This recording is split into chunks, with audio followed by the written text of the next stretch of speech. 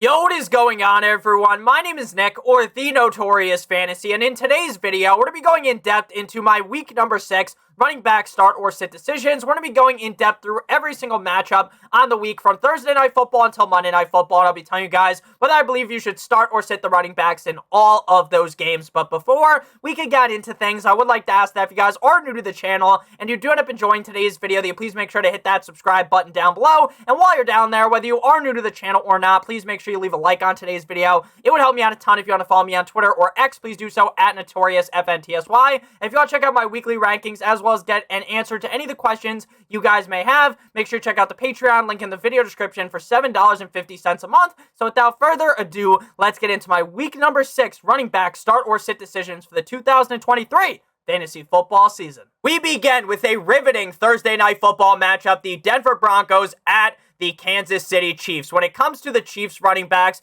they are going to likely utilize all 3 running backs in this game: Isaiah Pacheco, Jerick McKinnon, and Clyde Edwards-Helaire. But Isaiah Pacheco has found great success, as Borat would say, as of recently. 3 straight games as a top 13 back in PPR, scoring a touchdown in each of those last 3 games. And most of all, this is a wet dream matchup up against the Denver Broncos. The Denver Broncos defense can't stop the pass, and they most definitely cannot stop the run. We just saw Breece Hall run a train on this defense last week, and I think Isaiah Pacheco could do the exact same thing. He is in the perfect situation, as in he has been running incredibly hot. He is NBA Jam style on fire. So when these players are on fire, NBA Jam style, we talk about this every single week, we continue to start them with confidence, and I don't think he's going to cool off this week up against a piss-poor Denver Broncos defense. Isaiah Pacheco is a must start running back this week. Now, Jerick McKinnon and Clyde Edwards-Helaire are going to see a couple of touches in this game, and if the Chiefs end up bending the Broncos over a table, then McKinnon and Clyde Edwards-Helaire could both score a touchdown in this one. But at the end of the day, my confidence lies with Pacheco. McKinnon will probably see 5 or fewer touches in a majority of games. So McKinnon as well as Clyde Edwards-Helaire are going to be sits. Now, the Denver Broncos is a little bit more open, right? Because we still are unaware on if Javonte Williams is going to end up playing. Now, due to the fact that Javonte was limited in practice on Monday yesterday with a quad injury, I highly doubt, since this game is on Thursday Night Football, that Javonte does end up suiting up. Now, if this game was on Sunday or on Monday, then there's a lot better of a chance that we see Javonte. But since it's on Thursday, I think we're going to see Jaleel McLaughlin as the starting back on the team. Now, this is not a wet dream matchup. It's not like McLaughlin is going up against his own piece of shit Broncos defense, but McLaughlin has proven that when he is given the opportunity, he can ball back-to-back weeks with a touchdown. Samaje Perine, it seems pretty clear to me that Perine has lost his role as the RB2 when Javonte is back to McLaughlin. Now, Perine did do well last week in terms of the receiving game, but if I'm being honest with you, we talk about this a bunch, right? A blind squirrel finds a nut every once in a while. I don't think we are going to be seeing back-to-back solid performances out of Perine, but I do think it's possible that Jaleel McLaughlin has a solid game yet again. Next up, we move to London, baby. The Baltimore Ravens at the Le Titans. Now, we saw last week that the Buffalo Bills-Jaguars game was basically rolling off a bean, right? When the game is in London, crazy shit happens. Now, if the game was in the U.S., the Jags obviously could have beaten the Bills, but the Bills did not look ready. It looked like when you're ready to hop in the sack, right, and you just can't get it up, right? They were limp dick in that one. They needed a Viagra, and ultimately, the offense didn't really start looking amazing. I mean, I know Josh Allen had a great day, but the offense didn't really start humming until it was already late, too late, right? The Bills already called uncle. It was over.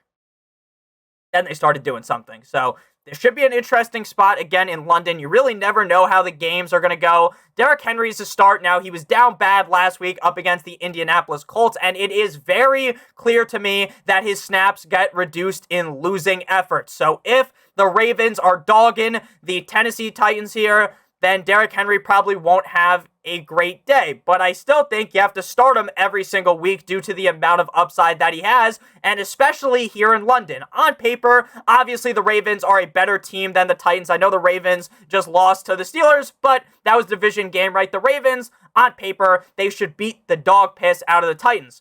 But game is in London, and crazy things happen. I'm not sitting Derrick Henry. This week, Tajay Spears looked really good last week as a top 10 back, but the problem is it is very hard to predict the game script weekly for the Titans, and I don't really think he's going to be able to have that great of a game again. For the Ravens, it is very clear that this is running back by committee, a double-headed dragon running back core in Baltimore. Now, Gus Edwards was outsnapped by Justice Hill last week, 39-30. Like I said, this is clearly a two-headed backfield system that is unstartable against good defenses, and that is exactly what the Tennessee Titans are. I know the Titans' run defense got gashed by Zach Moss last week, but I think that is more out of the ordinary. I think they get right here against Gus Edwards and Justice Hill. Justice Hill did find the end zone last week, but with this being a clear committee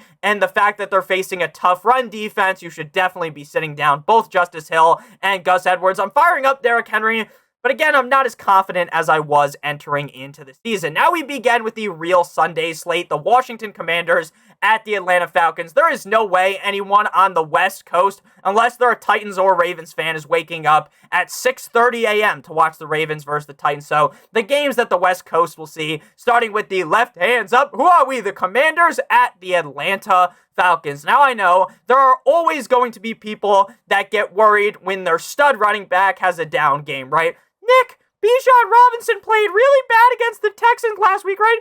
He played bad. He still scored a touchdown, but he didn't run as efficiently. And Nick, didn't you see that Algier got more carries than him last week? Aren't you worried? Aren't you scared, Nick? The answer would be no.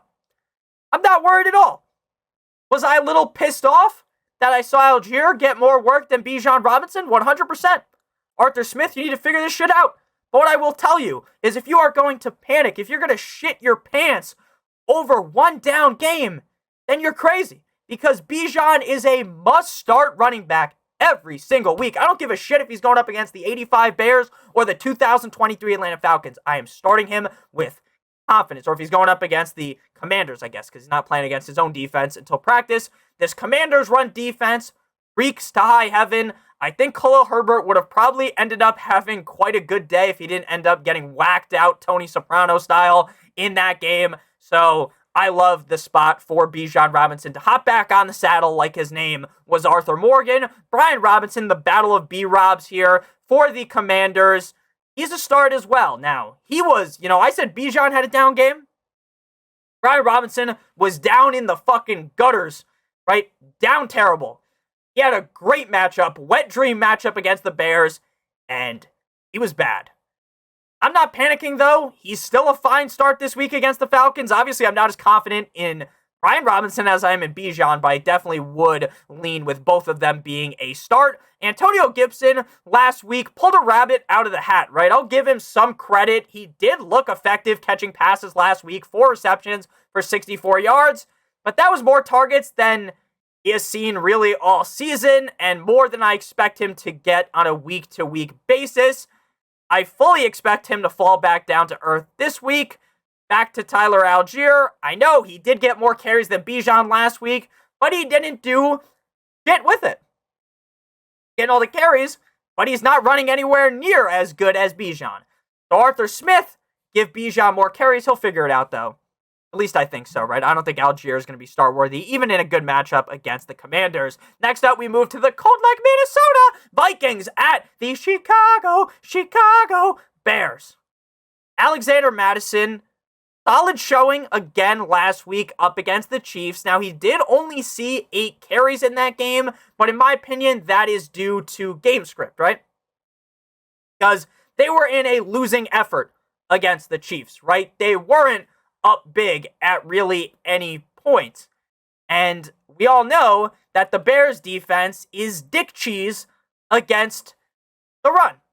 So it would be truly shocking if they didn't give Alexander Mattison a lot of carries here. Plus, this team's going to be without Justin Jefferson, 99.99% chance. And they definitely are going to have to rely more on the run if that is the case. Now, Cam Akers gets traded there, has yet to see more than 5 carries yet as a Vikings running back. Pretty clear Madison's the guy, so I'm starting Madison and I'm sitting Akers. Now, the Bears is a little bit of a gloomy situation. Roschon Johnson, right now on Tuesday, is still in the concussion protocol, which is something that we have to monitor all week. If he plays, in my opinion, he should be the lead back in a solid matchup up against the Minnesota Vikings defense. Now, I know there's a lot of people that are getting all hot and bothered by D'Onta Foreman, right? Thinking about the upside. I know. I don't think Foreman is some dustpan. But let's be honest with you. There has to be a reason why the Bears have been healthy scratching D'Onta Foreman for the last 4 games straight. The only fucking game he suited up in is week 1. So let's be honest. Let's call a spade a spade. Why would they be doing that? They're not doing that because they think D'Onta Foreman's going to become the starter if Khalil Herbert goes down, right? So if Roschon's good to go, clears the concussion protocol, then I'm definitely rolling with Roschon over D'Onta Foreman. Next up, we move to the Seattle Seahawks at the Cincinnati Bengals. And the Bengals, are they back? Now I know, Nick, they only beat the Arizona Cardinals, right? I know, I'm not here to overreact here. I'm not here to do the fucking do-si-do on the grave of the Cardinals. We all know the Cardinals defense isn't that great, but that offense is very gorgeous to me.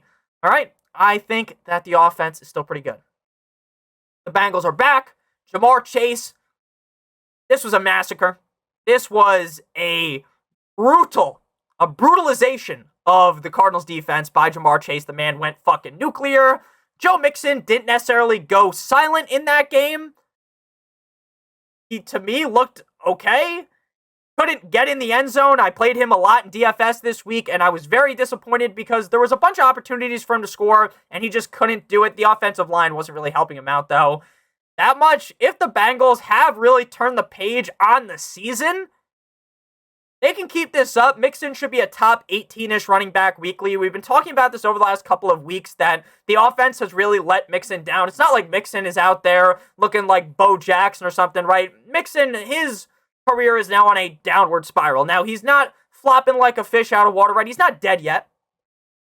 Very evident that he still has some juice left, so I'm not saying that Mixon is like some dick cheese NFL running back, because he's not, but he's not the same Joe Mixon from a couple years ago, so his upside is limited in that way. But if the Bengals offense keeps humming, if the Bengals offense is able to build upon what they did against the Cardinals, then you're still going to be playing Mixon pretty much every single week. Kenneth Walker, prior to the bye week that they had last week, had 3 straight top 14 running back performances with 1 or more touchdowns in all of those 3 games. He is a must-start running back every single fucking week with a fine matchup this week. Again, I'm not going to sleep drooling thinking about if I have Kenneth Walker on a team like, oh my god, they're playing the Bengals, I'm so excited. But I'm also not going to sleep fucking shaking in my boots, terrified, right? The Bengals, they're going to be just okay. And Kenneth Walker should have a top 12 game here with top 5 upside.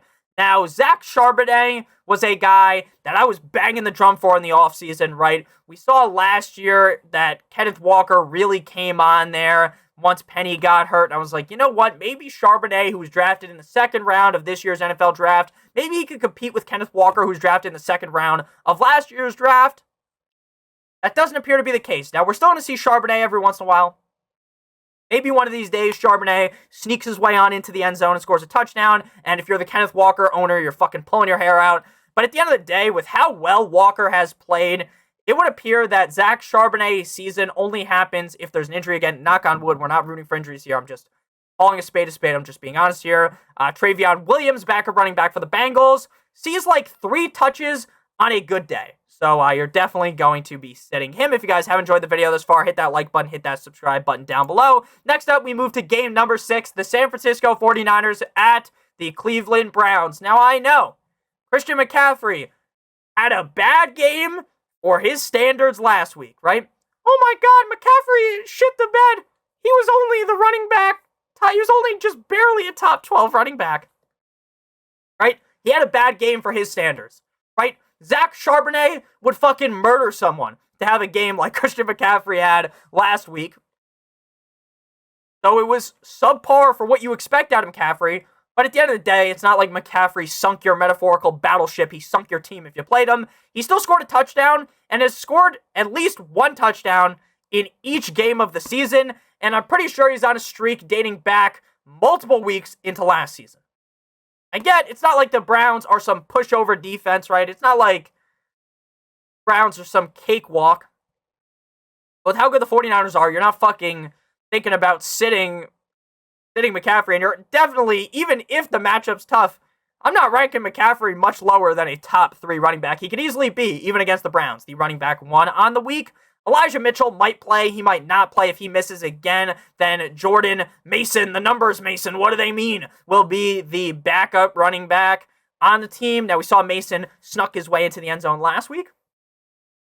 Very unlikely, though, that the 49ers are laying enough pipe for that ass like they're a plumber to where, like they did against Dallas, to where, like, 49ers just bench everyone, right, and all the backups come into the game. Jerome Ford for the Browns has played hot in all 3 games in which he was given the opportunities to carry the load. Pause. Coming out of the bye against the 49ers, this is a real tough matchup, right? You saw Dak Prescott get locked up, don't let me out. And I say this all the time. Being fat is fine, right? I understand I'm not the skinniest guy out there, right? If I fucking sit the wrong way, I've got 2 chins, right? I get I'm not the skinniest guy out there. It's okay if you want to be fat or you're a bigger guy. But when you're getting the dog shit beat out of you, and they pivot to the sideline, and you see Mike McCarthy sitting over there, looking like the fucking wrecking ball Miley Cyrus wrote in that music video. Just everything is just oozing out of what he's wearing. And you're losing by a gazillion. It's like you just look incompetent. He just does. I'm just going to be honest with you. He looks like the fucking Kool-Aid man out there. It's unbelievable. He's not looking at the play sheet. He's looking at the fucking menu to Golden Corral that he's going to go to after the game, right? It's a disaster. Disaster. They need to fire Mike McCarthy. Again, the 49ers defense, to get back to what we're really talking about here, is legit. So Ford is start-worthy, but just barely, right? Just barely. Again, could he get it done against the Niners? It wouldn't shock me because he's been pulling a rabbit out the hat every single week. But definitely against the Niners defense, a lot more subpar. Kareem Hunt doesn't seem very involved in the game plan. That could definitely change, though, since they are coming out of the bye, but I need to see it before I believe it. Next up, we move to the Carolina Panthers at my Miami Dolphins. But before we break this game down, as well as the rest of the games all the way until Monday Night Football, I would like to give you guys a quick word for our friends and our sponsor over at Underdog Fantasy. Underdog Fantasy is the best place to play NFL Pick'em in the whole entire universe, and they have a great offer for you guys today that we're going to be talking about in just a couple of seconds. If you are new to NFL Pick'em on Underdog, I will explain it to you guys. It is incredibly simple. All you got to do is pick at least 2 pieces here for your Pick'em slip. We have Russell Wilson, higher than half of an interception on Thursday Night Football up against the Chiefs. I think he's going to throw a pick in this one. And then for our other pick, we are going to go with Isaiah Pacheco, higher than half a rushing or receiving touchdown. If both of these picks hit, we'll get 3 times our entry fee. If you do 3 picks and they all hit, it'll be 6 times.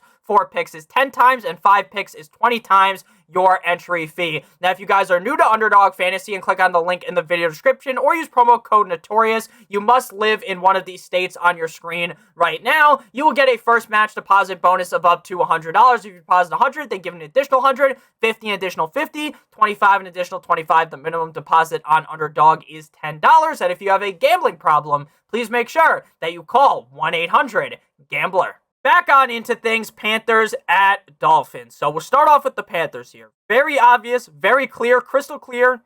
Sanders, Hubbard, sit them down. Pretty clear that Sanders, and I've said clear like 14 times in a row, is playing through the groin injury. He has been abysmally bad while doing so. Now, maybe he's more healthy this week than he was last week, than he was the week prior. And again, I get, this is a red panty night for anyone when you're going against the Dolphins defense, right? The Dolphins defense sucks donkey cock. But I don't think the Panthers are going to be able to expose that. I think Vic Fangio is going to go nuclear on that Panthers ass. I think Bryce Young's getting laid out a couple times this game. Knock on wood. I'm not saying about getting him hurt or something. I'm just saying he's going to get hit a bunch just like Daniel Jones did last week. I don't even, again, the Dolphins' run defense is terrible. It's so bad against the run. Sanders hasn't shown me anything when he's banged up that he has enough juice to be able to take advantage of that. And Bryce Young doesn't look great. Again, I've said this in a bunch of videos. If you're like a Panthers fan, shout out to Ron, one of my mods, I'm not spazzing out, right? I'm not like, oh my God, look at Anthony Richardson, look at CJ Stroud, we picked the wrong guy, fuck, this, that, and the other thing, right? I'm not getting all pissed off, not being able to sleep at night because of it, right? It is what it is. It's been 5 weeks. Don't panic on that. But again, based upon what I've seen now, this Panthers offense, you're not starting Miles Sanders. Chuba's looked better than Sanders recently, and I think even when Sanders is fully healthy, Chuba's kind of carved out enough of a role to get some touches, but even if Hubbard's get more snaps, I just can't start a Panthers running back in this game. Raheem, the dream, Mostert of the Miami Dolphins is a start. Now, I know up against the Buffalo Bills, he shit the bed, fumbled, riddled game. As a Dolphins fan, I was cursing him out on the screen. Obviously, it is, as a fan, look, I get really pissed off when I watch the Dolphins games. I've been a Dolphins fan my whole entire life. We have never won a playoff game. It's been very sad. I have very high hopes for the team.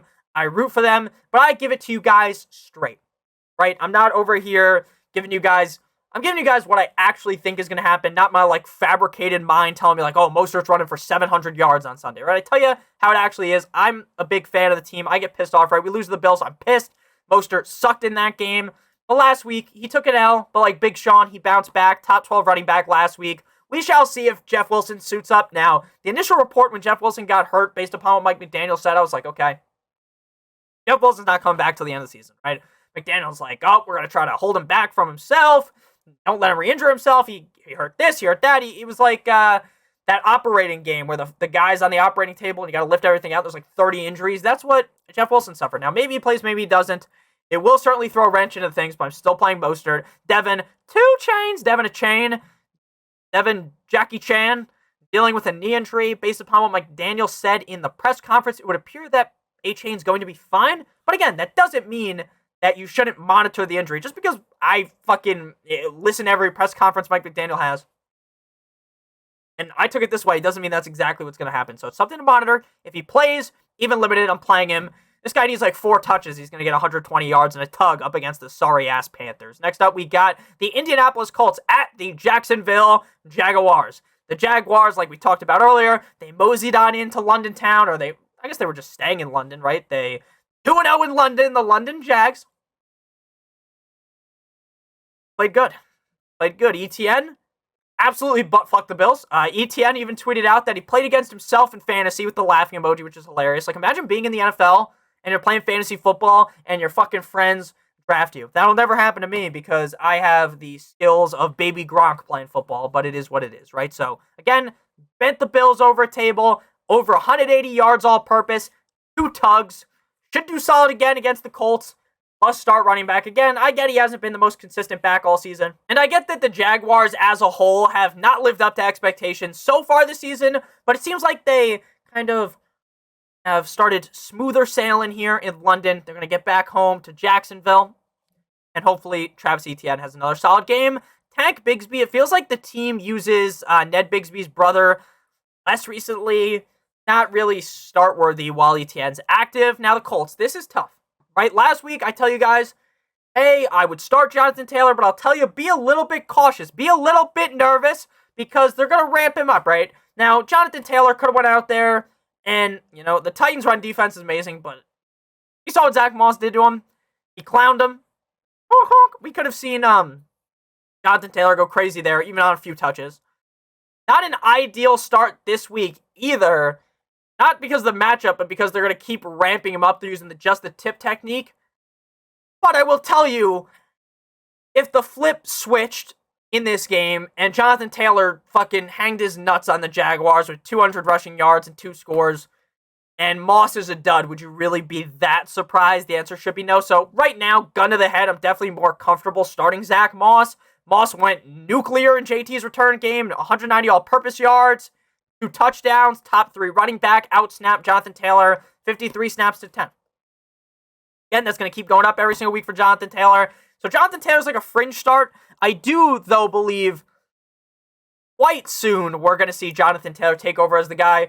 but it's very evident Jonathan Taylor's not going to be like getting 95% of the touches or something because Zach Moss has earned a role in this offense. Next up, we got the New Orleans Saints at the Houston Texans. Alvin Kamara has had back-to-back weeks inside the top 10. Ever since he returned from his suspension, he has looked really good, which to me is shocking, if I'm being honest with you, because last year, we saw a sluggish version of Alvin Kamara. We saw an Alvin Kamara that just didn't look like the guy that was winning you your fantasy leagues, right? The guy that scored a gazillion touchdowns on Christmas a couple years ago, right? It seems like Kamara was a shell of himself.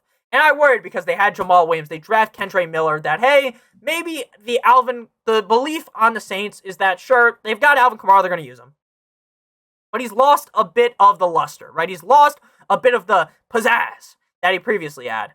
That has not been the case this year. Now, I get it's not like he's playing against these electrifying defenses, but the Texans pretty good against the pass, not as hot against the run. You're definitely starting Alvin Kamara every single week. I will acknowledge when I'm wrong on a player. I was very wrong on Alvin Kamara. Now, maybe when Jamal Williams comes back potentially next week and he's stealing all the touchdowns, I'm like, ha! I was right, motherfucker. But right now, I will wave the white flag and say, you know what? Nick was wrong. Kendre Miller actually played quite well last week. Thought Kendre Miller was a good prospect. Coming out of college, kind of like a DeAndre Swift or Alvin Kamara light. He's got that kind of skill set. But due to the fact that they were blowing the back out of the Patriots, that's probably why he played so well, right? I think it was 34-0, something like that. Patriots didn't score in the game. I know that. And it was 30-plus points for the Saints. In closer games, we're going to see less Kendre Miller, so he's definitely a sit. Dameon Pierce, not the best matchup this week against the Saints. Has really stepped up his production, though, after the start of the season where it was just 2 straight duds. Only has 1 touchdown on the year, and if he could find pay dirt here, he might end up being a top 12 option. Safe bet to be top 24, but I don't think this is going to be his coming out party as like a top 10 back because the matchup is definitely tough. Devin Singletary saw 1 total opportunity last week, a target for 0 yards, 0 receptions. I've said it all season, this guy is not good, and I will continue to stand on that. Next up, we got the New England Patriots at the Las Vegas Raiders. Patriots. The Patriots. Man, oh man. Man, oh man, does it feel good as a Patriots hater. Now, I know there's Patriots fans. I don't hate you as a Patriots fan. You can be a Patriots fan if you want. But it is so beautiful to see. Oh man, listening to the Boston radio shows. You see it on Twitter. I tweeted it out last night. Follow me on Twitter. Make sure you check that out. At NotoriousFantasy. But man, is it so beautiful. All these fans calling for firing Belichick, saying that fucking Tom Brady carried him. It's so beautiful. The Patriots suck. I know. Ramondre Stevenson carried the fuck out of this team last year. There's too much Zeke. There's too much Zeke, and the offense is so bad that he can't do it. People are going to want to start Stevenson because, oh my God, he's playing against the Raiders. I know the Raiders looked pretty good last night against the Packers, and they won that game, but oh man, did you see A.J. Dillon who runs like he's stuck in some fucking porridge? Oh man, he even had a good game, Nick, and you hate A.J. Dillon. I'll give A.J. Dillon some credit. Look, he looked good. Don't fool me once, shame on me. Fool me twice, can't get fooled again, I think is what Bush said. Fool me 3 times. Fucking fuck the peace sign, load the chopper, and let it rain on you, as J. Cole would say. Fuck Ramondre Stevenson. Don't fall for the trap. The Patriots are a fucking disaster. They're a disaster, and I don't want to yell. I don't want to get all mad. And I'm not mad. I'm happy. Fuck the Patriots. But man, oh man, has Stevenson been very disappointing, and it sucks as a Stevenson guy. I am a Ramondre Stevenson guy. I thought Zeke wouldn't have much impact. I thought there's no way the Patriots could be worse than they were last year because of that stooge offensive coordinator. They bring in Billy O'Brien. He's going to fix everything. Nope. Pierre Abdullah for the Raiders is a sit. He's a pass-catching running back that doesn't really catch passes, so that's pretty obvious. You got to sit him. And then Josh Jacobs. Now, I know Jacobs started off the season real slow. Slow dance.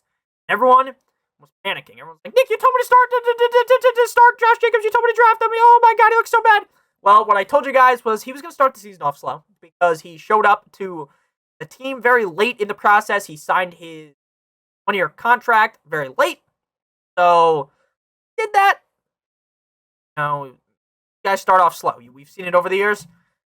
I know. Oh my god, the Patriots defense in the past has been really good. Well, the Patriots defense is in shambles. The Patriots defense is dead on arrival. Jacobs should go to Pound Town here. He had almost 100 yards and a touchdown on Monday Night Football against the Packers, so expect a solid game again. Next up, we move to game numero 11, Arizona Cardinals at the LA Rams. Division rivalry game. Josh Dobbs, I know, bit of a disaster class against Joe Burrow, but I still think Josh Dobbs is pretty good. Kyren Williams had a down performance last week against the Fly Eagles Fly, but he's still the running back 5 on the season.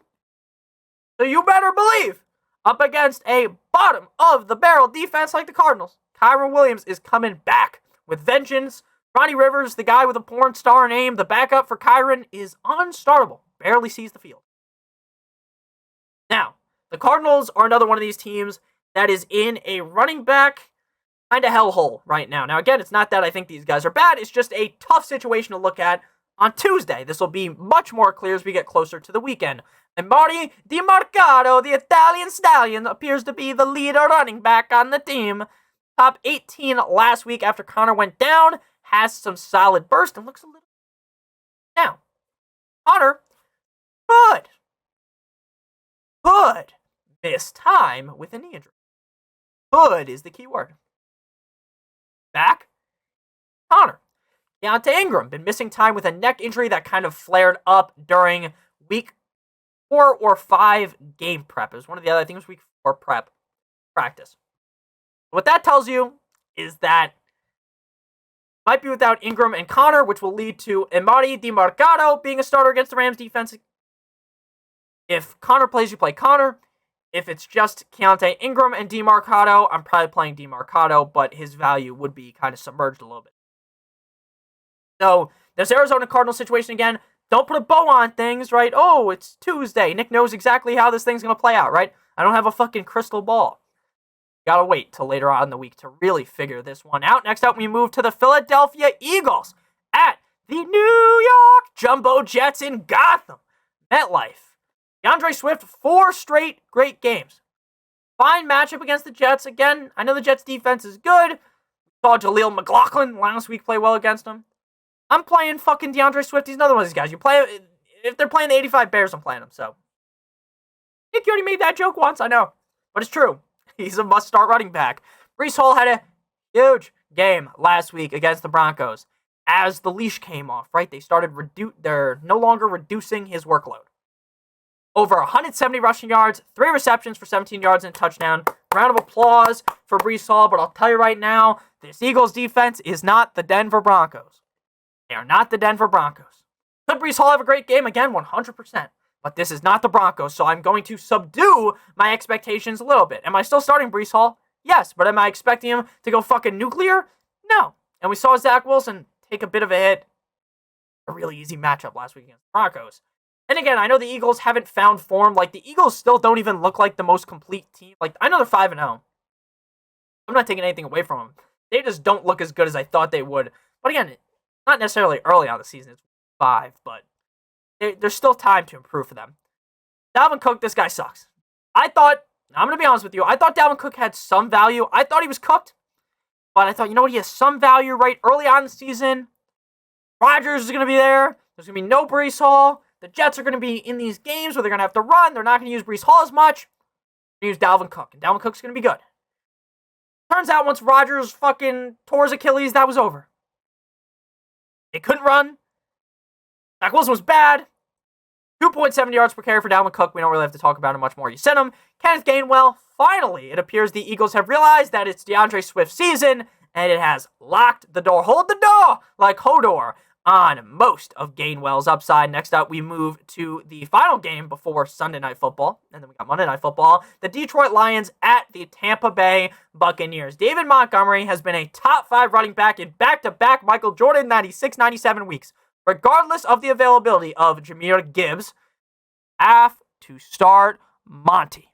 In those back-to-back games, he has had over 100 yards and at least 1 touchdown. Again, remember against the Packers, the guy had like a gazillion touchdowns 2 weeks ago. Now again, I get this isn't the best matchup, right? I get that the Buccaneers are not some dick cheese, terrible defense that Montgomery's just going to carve up with ease. right? This might be more of a slow, methodical game for Monty. But we know he's getting all the carries. We know he's going to score a touchdown. So you start him. Now, Jahmyr Gibbs plays. He's been dealing with an injury. It's a fringe start. It's a fringe start, right? You play him and you get, okay, he's going to get me 10 to 12 points. When you play him, you have to fully understand that the top 10 upside, dead. Until they start ramping up his production, it is dead in the water. Dead. Don't want to give him enough touches for him to actually do that. Craig Reynolds, if Gibbs does not play, Reynolds will be the RB2 on the team, and unless this is a blowout, like we saw last week against the Panthers, which I don't think will be the case up against the Bucs, because the Bucs offense is just better than the Panthers, we won't see a crazy amount of Craig Reynolds. Rachaad White is a fringe start-worthy guy every single week. He hasn't looked that good, but given the amount of opportunities that he gets every single week to see touches, right? It's not like Sean Tucker is going to surpass him. I don't love the matchup against the Lions, as that defense has increased their power level every single week, right? The defense has looked better and better as the season went along. I would still start Rachaad White here, but his ceiling's probably RB16 this week, with it being more likely that he's the RB26 through 32. Next up, we move to, cause you waited all day for Sunday night, the New York Football Giants and maybe Tyrod Taylor versus Josh Allen and the Buffalo Bills. Man, oh man. Man, oh man. Is it crazy to say that Tyrod, I know I just paused for a second, I just had a fucking aneurysm or something, but crazy to say that the Giants might be better with Tyrod Taylor. Yeah, that might be a little bit crazy, but he did look better against the Dolphins than Daniel Jones did. James Cook had his worst game of the year last week. He had -4 rushing yards, 3 receptions on 4 targets for 25 yards, but I'm not panicking. Bounce back is inevitable when you get to play up against the garbage Giants defense. This is going to be a rout, a massacre of sorts. Damian Harris, Latavius Murray, either one of those guys weekly could vulture a touchdown from James Cook at the goal line, but ultimately neither of them get enough carries for you to actually want to start him. Saquon, if he plays, missed 3 straight games. Daboll says his status is yet to be determined. They also said he is closer to coming back than Andrew Thomas, but that doesn't really mean much. If he plays, I play him, but not with a lot of confidence. It's I drafted Saquon in the first or second round, so I got to play him. That's basically the thought process. Matt Breida, even if Barkley misses, I'm not playing him, even up against a not-so-hot Buffalo Bills run defense. Gary Brightwell, that's a made-up guy. Next up, we move to the final game here, Monday Night Football, the Dallas Cowboys at the Los Angeles Chargers. How about them Cowboys, man? Last week, getting torched by Big Cock Brock, Kyle Shanahan, and the San Francisco 49ers. This was a shellacking, this was a skunking, this was a beat down. This was like if I was to try to fight fucking Mike Tyson. The massacre. Bad. Dak Prescott, it was like Thanksgiving out there because he was creating all these fucking turnovers. Remember when Dak, at the beginning of the season, I'm not throwing 10 interceptions this season, cocksuckers. Yeah, okay, pal. Back on that same bullshit again. Mike McCarthy, that fat fuck on the sideline, needs to be fired. Tony Pollard has had back-to-back down performances. Now, one game, they were winning by so much because the defense was so good that Pollard shit the bed. And last week, the team was so bad that they couldn't run. This week, he should be mighty fine against a far from ideal Chargers defense. No one panic about Tony Pollard, please. Rico Dowdle appears to be the running back 2 ahead of the short king, Deuce Vaughn, but we all know that we're not going to see much of them unless there is a blowout. Austin Eckler is expected to make his triumphant return from this week in week 6 from that ankle injury. He is yet to play outside that week 1 game against my Dolphins, where he was the RB2. He plays, you start the bald man, Mr. Clean, with there's zero thought that needs to happen to your brain, right? You don't have to think at all. You just play him. Joshua Kelly sucked every single week without Eckler, but Kelly was good when Eckler was in. So it wouldn't actually shock me if Kelly had a decent game here when Eckler softened up that Cowboys defense. Cowboys defense just got plowed by the Niners again. I don't think that's what's going to happen here. I don't think the Chargers are going to run train here on Cowboys, but you're still obviously starting Eckler. So thank you all so much for watching. If you did end up enjoying today's video, make sure you hit that subscribe button, hit that like button down below. It helps me out a ton. If you want to follow me on Twitter or X, please do so at NotoriousFantasy. And if you want to check out my Patreon to get my weekly rankings, as well as an answer to any questions you guys may have, make sure to check out the Patreon link in the video description for $7.50 a month. If you haven't seen any of the videos that are on your screen right now, make sure you guys check them out. Yesterday we did the waivers, as well as defenses stream for the week later on today. Wide receiver, starter, sit decisions. I love you guys all so much. We're very close to 29,000 subscribers, so if you're new, hit that subscribe button. Love you guys all so much. Have a great one, and as always, good boy!